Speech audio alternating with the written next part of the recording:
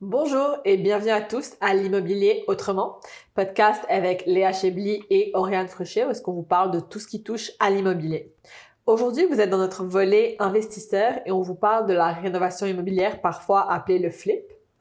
On va parler en fait aujourd'hui, Oriane, des deux types de scénarios. Donc, on peut la faire pour nous-mêmes, volet personnel, ou comme on a eu plusieurs clients qui l'ont fait, on peut le faire pour la revente. En termes de personnel, est-ce que de ton côté, tu as déjà eu de l'expérience avec ça, des clients? Comment tu approches la rénovation lorsque tes clients veulent la faire pour eux-mêmes? C'est une très bonne question. Je pense qu'en fait, le premier point à vérifier, c'est vraiment le temps. Je crois que les gens réalisent pas le temps que ça prend. Donc, j'essaie toujours de voir, tu sais, c'est quoi leur profil à eux, c'est quoi leurs occupations, combien de temps ils donnent à leur occupation, pour vraiment valider en fait s'ils ont compris ou s'ils voient le temps que ça va prendre. Et je pense que j'ai hâte de voir ça avec toi, mais tu vas pouvoir nous donner des réponses un peu plus précisément parce que tu as fait déjà une rénovation dans le passé, Ouais. donc tu as une bonne idée, une grosse rénovation. Donc, je pense que c'est la première chose que j'essaie de voir, c'est vraiment est-ce qu'ils ont le temps à dédier pour ça, parce que tout projet est faisable, mais tu sais, c'est vraiment comme la première chose à vérifier. Donc, pour toi, si ton client vient te voir, je pense que récemment, tu avais un médecin, tu avais des discussions avec lui, tu Oui, trouves que c'est exact. pas réaliste, peut-être, pour lui de se lancer dans un projet aussi gros? Je pense que c'est réaliste, mais il faut juste qu'on regarde ensemble et qu'on reparle du projet. Mais c'est sûr qu'il y a quand même des points à valider. C'est son horaire, ses occupations. Ouais. Il faut vraiment être on-site, comme tu le sais, quasiment des fois tous les jours. Donc, je pense que c'est juste des points à valider. Tout est faisable. C'est juste être un petit peu plus réaliste. Et c'est ça qu'on aide à faire. C'est ça qu'on voit avec les clients. Puis, est-ce que tu as une opinion en termes entre la différence entre le fait d'acheter un terrain pour bâtir et le fait de rénover une propriété déjà existante? Oui, exactement. Je pense que, tu sais, quand quelqu'un pense à, oh, je vais faire un flip, je vais faire une rénovation, c'est sûr que c'est très charmant d'imaginer, je vais acheter le terrain, puis je vais Ouais. commencer de A à Z. C'est juste qu'aujourd'hui, puis tu sais, je pense que c'est bien de commencer comme ça avec ce podcast, c'est que aujourd'hui, oui, c'est très beau, c'est très charmant de se dire, j'ai commencé un projet de A à Z avec le terrain. C'est juste que, je sais pas si tu es d'accord avec moi, sur l'île de Montréal, il y a plus vraiment de Très terrain rare. disponible. Donc, C'est en très fait, rare, je effectivement. trouve que quand on commence le projet en se disant je vais y aller avec trouver un terrain, on se rend compte que en fait tu es un peu esclave de ce que tu vas trouver parce qu'il n'y en a pas des tonnes. Donc tu deviens plus un esclave du terrain que tu vas trouver. Donc à moins que c'est rive sud, rive nord, mais je suis pas fervente de cette approche-là, même si c'est faisable. Il y a aussi beaucoup de choses à vérifier avec les banques. Donc là, on est dans la côté Oui, banque commerciale. quand on se préparait pour ce podcast, Oui. tu m'avais parlé de ça justement pour un de tes clients. Qu'est-ce que tu avais appris qui pourrait être super intéressant pour nos auditeurs en termes de financement ou justement avec les banques si on veut construire sur un terrain neuf? Donc c'est ça en fait, c'est que si jamais vous avez trouvé le terrain, vous pouvez pas juste acheter le terrain avec un financement et attendre comme ça. Non, vous devez partir en même temps avec le contrat préliminaire et vous aurez votre financement en même temps. Donc vous devez avoir le contrat préliminaire et le financement, ils vont démarrer en même temps. C'est quoi le contrat préliminaire? Et Pour donc, le bénéfice de notre c'est auditeur. pour la propriété que vous avez en tête, le plan en fait, comment elle va être construite. Il faut vraiment, des fois il y a plusieurs étapes aussi avec des acomptes. Ça peut aller à plusieurs paiements parce que c'est quand même un gros projet. Des fois, on veut pas tout payer d'un coup. Je suis pas la spécialiste de ça. Je pense juste le but, c'est de faire comprendre aux gens que je pense, de mon côté, j'aurais plus envie de recommander une rénovation avec une propriété déjà existante. On a énormément de bâtons dans les roues aussi avec les terrains juste non construits avec les demandes de permis des fois. Donc, c'est un peu plus vers quoi je suggérerais. Oui, ça a vraiment du sens ce que tu dis quand on parlait de temps, donc tu sais, avec ton client médecin, c'est sûr qu'il faut quand même être prêt psychologiquement. Moi, c'est ce que je dis carrément à mes clients, prêt psychologiquement. Ça paraît drôle, mais se lancer dans une rénovation, ça dépend. Tu sais, c'est-à-dire, si on rénove une salle de bain, c'est pas la même chose que rénover la maison au complet. Mais quand on fait des rénovations d'envergure, ça peut vraiment devenir quelque chose à temps plein, même si on a un contracteur. Je veux dire, le fait d'avoir un contracteur, on en avait parlé la dernière fois, ça ne dispense pas du fait qu'il faut aller au chantier tous les jours, qu'il faut prendre des notes, qu'il faut valider, qu'il faut voir ce qui se passe, qu'il faut acheter des choses qui manquent. Donc, c'est vraiment un gros investissement de temps que peut-être plusieurs personnes sous-estiment, dont moi-même et mon mari. Mais d'ailleurs, Avant de j'avais l'avoir vraiment envie de te poser des questions. Je pense que ça va Ouais. vraiment être utile. Puis C'est vraiment cool que tu puisses partager un peu comme ton expérience, comment tu l'as vécu. J'étais vraiment curieuse de savoir quand tu as commencé ce projet. Je crois que tu avais pris une designer. Est-ce que tu dirais que c'est vraiment tu as trouvé la maison. Oui, c'est ça. Étape numéro 1. Ouais. Mais quand tu as trouvé la maison, est-ce que l'étape numéro 2, donc c'était le designer? Oui, je te dirais que c'est vraiment important. En fait, le designer, son utilité, c'est d'avoir une vue d'ensemble, surtout quand on fait un projet plus gros, et aussi de savoir où est-ce qu'on s'en va, de bien investir son argent. Donc, je sais que certains designers peuvent sembler très chers. Par contre, le mien, puis si vous avez des questions dessus, encore une fois, personne ne nous sponsorise, mais vous m'écrirez, ça me fera plaisir de vous le référer parce qu'on a été super satisfait du travail. Ça vous donne vraiment une vue d'ensemble, une manière d'optimiser l'espace. Et je vous dirais, à moins que la rénovation soit assez simple, et tu sais, comme il n'y a pas vraiment besoin de repenser l'espace ou repenser certains éléments fondamentaux de la maison, je recommande vraiment de prendre un designer. Et donc, est-ce que tu avais des plans en 3D, puis est-ce qu'elle te montre plusieurs exemples et tu choisis? Oui. En fait, merci beaucoup de me poser plus, de creuser un peu plus, parce que oui, il y a 2 volets au designer. Donc, premièrement, tout ce qui est planification de l'espace que j'ai mentionné, mais le deuxième élément qui est super important, c'est tout le choix des finitions. Est-ce que tu veux une cuisine en marbre? Est-ce que tu veux ça en quartz? Tu veux quelle couleur? Tes cabinets, tes poignées, il y a tellement de décisions à faire. Et effectivement, je trouve que ça peut être super utile d'avoir des plans 3D pour visualiser tes choix.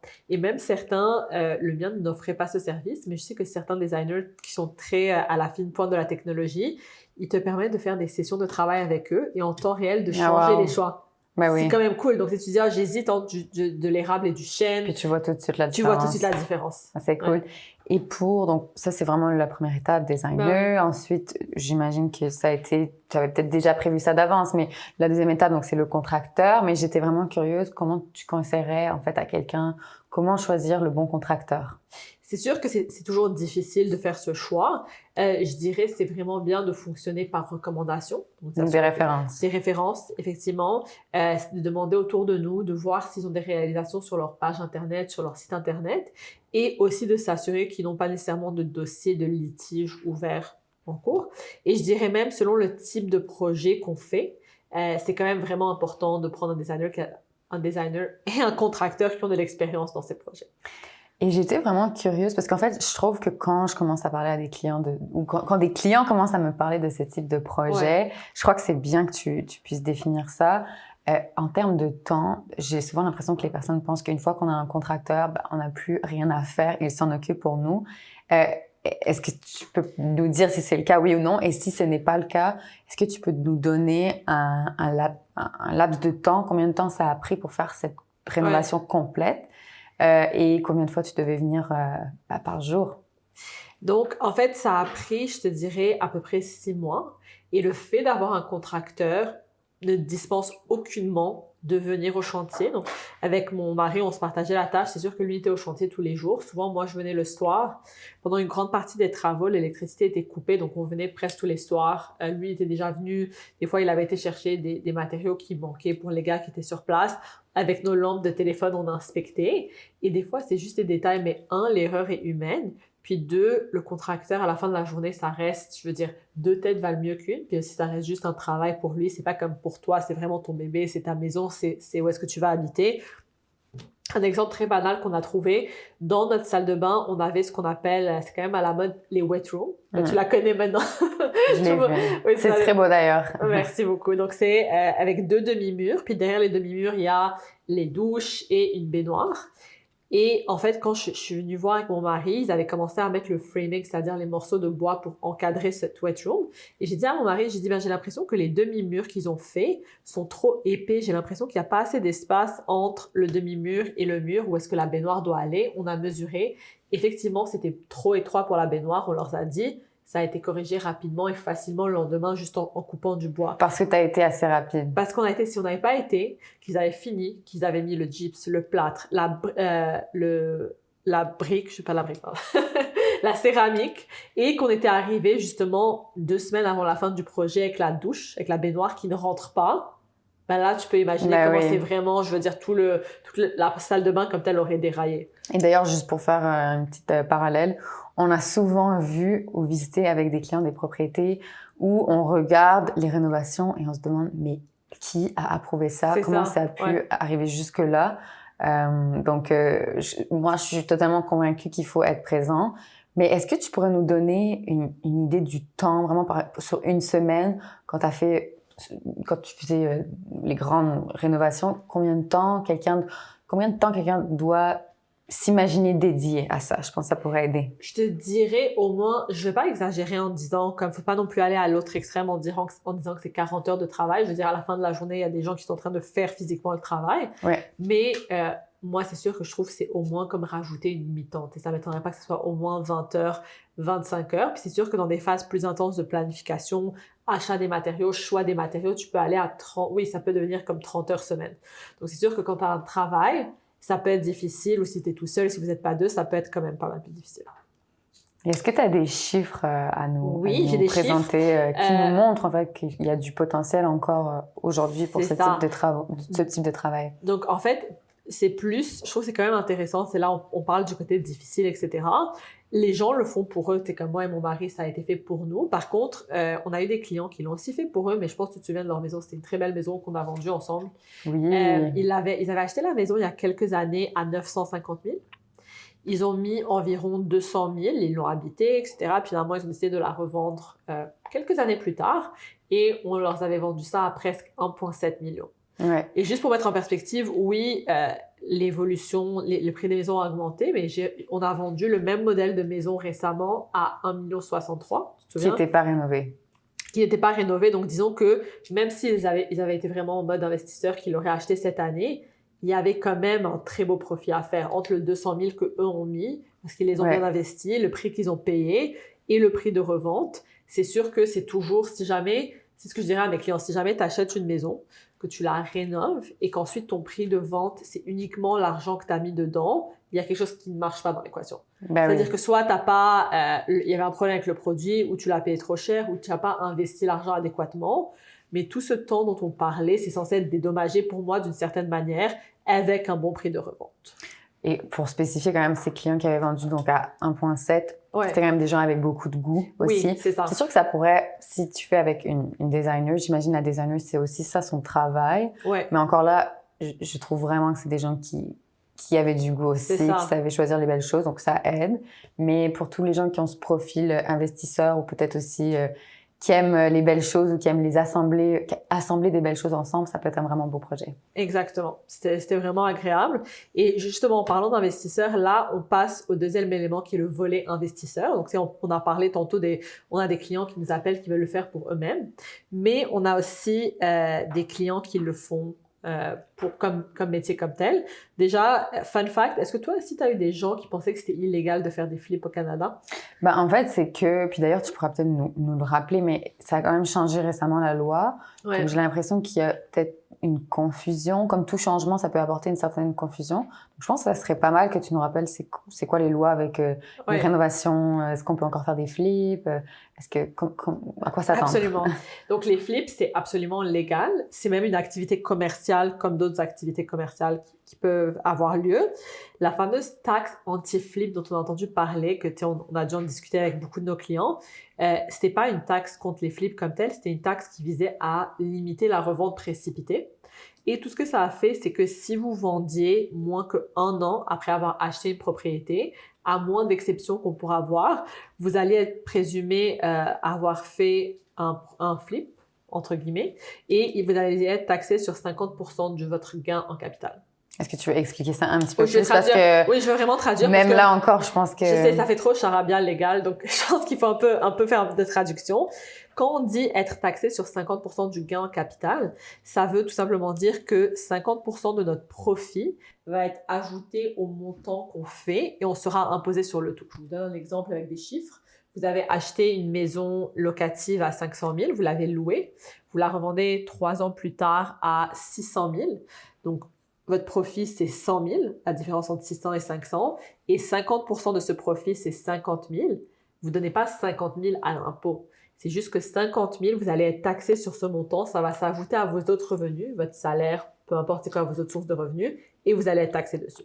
Donc, tu dirais que finalement, ça dépend du revenu de la personne, c'est-à-dire cet investissement qu'elle va faire, enfin, ce gain, ça va se rajouter et ça dépend aussi de son salaire. Exactement. D'où l'importance de vérifier aussi avec un fiscaliste ou un comptable. 100%. On vous encourage toujours à parler avec les professionnels appropriés, fiscalistes, comptables, mais tu rajoutes un excellent point. L'exemple que je viens de décrire, c'est la taxe sur le gain en capital, c'est-à-dire quand on vend des chalets, des propriétés locatives, nos résidences secondaires. Si on fait un flip qui est un revenu d'entreprise, c'est imposable à 100%. Donc, encore une fois, on ne donne pas 100% du profit à l'impôt, ça n'a aucun sens. Mais comme toi et moi, notre travail de courtier, c'est imposable à 100%, moins nos dépenses, ben, c'est la même chose avec un entrepreneur qui, en général, ils ont des licences RBQ, sont parfaitement accrédités.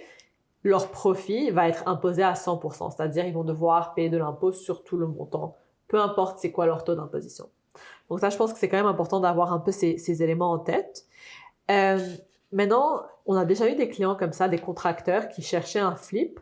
Toi, si tu fais des visites avec eux, c'est quoi que tu aurais tendance à regarder ou à conseiller comme type de propriété? Tu veux dire pour faire un flip? Pour des contracteurs. Donc là, on est vraiment dans le volet investisseur. Ton client, c'est un contracteur. Qu'est-ce que tu lui conseillerais? Moi, personnellement, si c'est vraiment juste pour être à l'intérieur, je pense que toute l'importance vient à vérifier la brique, le toit, tu sais, ce genre de travaux, des fois, dépendamment du budget de la personne, elle n'a pas envie de mettre sur l'enveloppe. Ouais. Donc, je pense que j'essaierais de trouver une propriété qui a quand même une bonne enveloppe pour qu'au moins les 5-6 prochaines années, il n'y ait pas grand-chose à toucher. Et je pense qu'il faut aussi, évidemment, avoir le budget. Mais oui, c'est sûr qu'il y a des rénovations qui sont plus payantes que d'autres. Donc, avoir en fait un peu plus en détail. Qu'est-ce que tu aurais répondu, toi? Ben, moi, je pense que c'est super important. Ça commence toujours avec le budget. Et ça, je pense que c'est valide tant pour les contracteurs que nos clients qui achètent pour eux-mêmes. Définir le budget puis voir dans quoi on veut l'investir. Pour mes clients contracteurs, je pense que je te l'avais dit, quand je fais une recherche de propriété pour eux, je veux toujours m'assurer que le quartier supporte leur rénovation. Donc, je te donne un exemple. Si on considère que pour faire de l'argent, pour que leur profit marche, il faut qu'ils vendent leur propriété à 1,5 et que le record des vendus dans ce quartier, c'est 1,2 million. Clairement, ça va pas marcher. Le quartier ne va pas supporter leur projet. Donc, il faut toujours être, en fait, ou essayer d'être la propriété la moins chère du quartier dans un certain ordre. C'est sûr que les gens recommandent ça, puis je pense que c'est quand même vrai. Entre la propriété la moins belle du quartier ou la plus belle du quartier, tu veux toujours acheter la moins belle du quartier parce que c'est l'emplacement que tu peux pas changer. Et je m'assure aussi avec eux que le terrain supporte leur projet. Donc, si ils veulent faire une grosse maison unifamiliale de 3 étages, plusieurs chambres, etc., mais que le terrain de la maison qu'ils veulent rénover est tout petit, fait 3000 pieds carrés, le terrain est en angle, il est vraiment étrange, c'est sûr que ça ne marchera pas. Donc, je pense que c'est important de voir ça.